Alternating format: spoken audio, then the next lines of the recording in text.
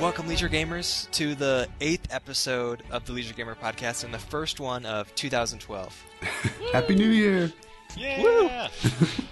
So, my name's Luke Bryce, and I'm joined here today with Alan Edens.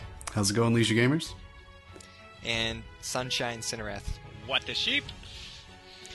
So, today, we're kind of have an eclectic episode. I don't know, is that the right word?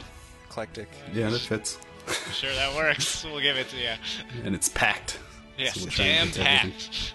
So we're going to be running on schedule. We always, we always like to put together kind of like a half an hour show feature where we talk about different things, or about one main thing. But today we are going to try to weave this interesting map. So let's see if we can fit this all together. So first off, we're going to start with our comment.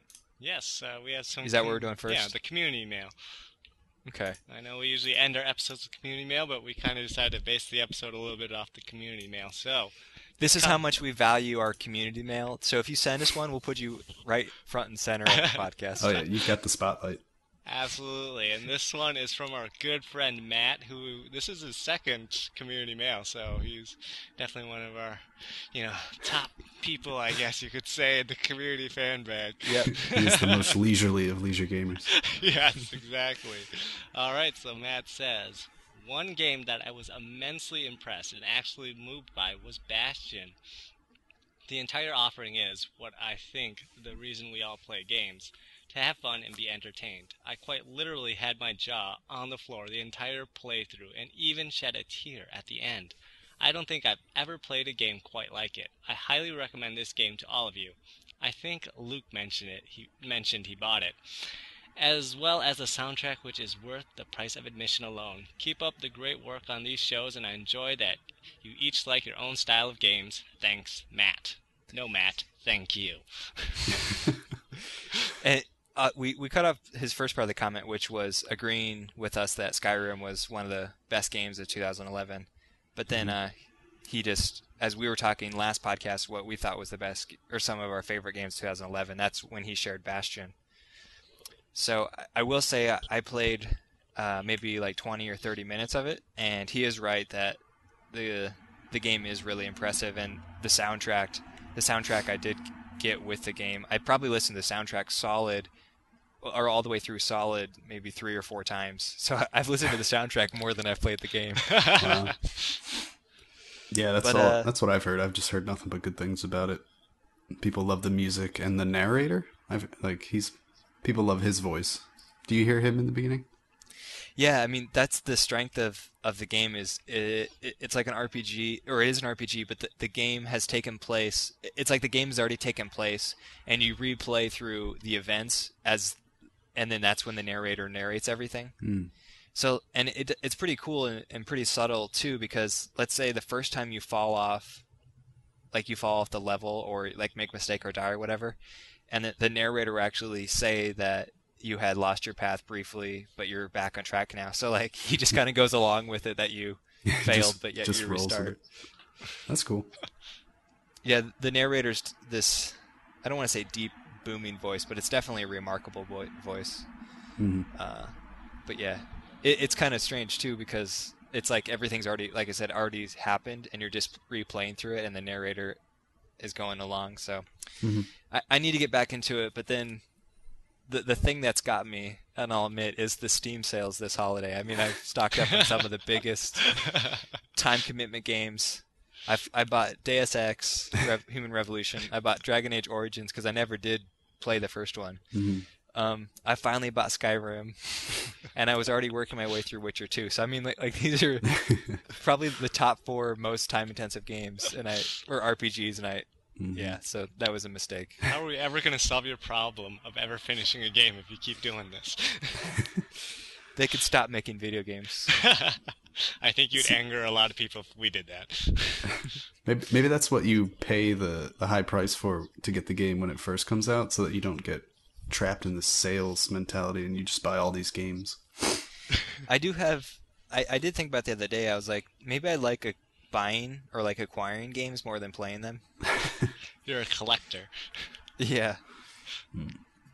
I don't know. Have you played Bastion, Alan? I know you bought it too. Have you got around to it? No, I haven't gotten a chance to play it yet. But actually, what I was considering is doing one of what we've been talking about, one of the first Leisure Gamer Let's Plays. Might be doing it on that. Okay, that'd be good. So yeah, I figure it's it's a shorter game. It's smaller. It's more compact. So it would be a good intro. Yeah, you might be able to just finish it in, I don't want to say a couple sittings, but maybe like 10 sittings. Mm-hmm. 10 one-hour sittings or something. I don't know how long it is, though. Right. That is cool. That's a good idea. Let's talk about that off the air.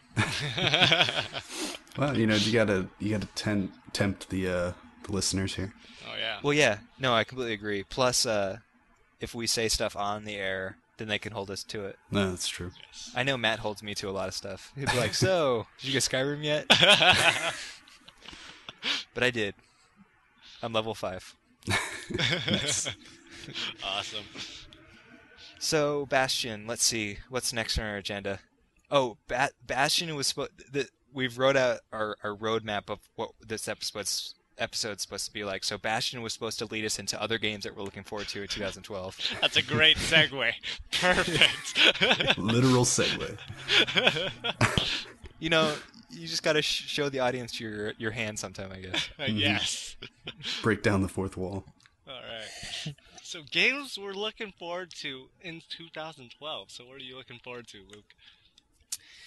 Well, we briefly talked about this. I think we threw it in right at the very end of the last podcast, but I think I mentioned Diablo 3, Mass Effect 3, and Max Payne 3 were the ones that were coming out in the beginning of this year. Like up until March, I think all those games are coming out. Yeah, I remember that. It was the trilogy trifecta. Yeah, this threequel. But the reason I mentioned Max Payne 3 is, yet again, on the Steam sales, there was Max Payne 1 and 2 bundled together for maybe like $250 or something ridiculously low. And I already have both these games for Xbox, but I beat them on Xbox. Those are games I actually beat, surprisingly. Nice. Weird. But I never did play them much on the PC, so I was like, well, I know I'll probably get Max Payne 3 for the PC, and I was like, I should experience bullet time the way that it's meant to be played. Mm-hmm. Have you heard of Max Payne before, Sunshine? Yeah. Should I break it down? No, I'm familiar with it. Never played it, but I'm familiar with it. Mm-hmm. So. I think it came out in 2001, so almost 10 years ago, maybe even sooner sooner or maybe even earlier than that. But I will say, obviously the graphics and stuff are not modern, but the game still functions really mechanically well, and it was fine to play. Oh yeah. And actually, for the time when it first came out, its graphics were actually like really interesting. Like it had really detailed textures, or like and the environments they built looked pretty realistic. Yeah, I couldn't tell. You know, like in the old, this is going way back, like in Mortal Kombat for like Super Nintendo, where they, instead of using animations, they actually just did like photo, and then like they plastered a photo on one of the characters' faces. Do you know what I mean by that? Mm-hmm. It almost seemed like Max Payne is like that, but it is still animation.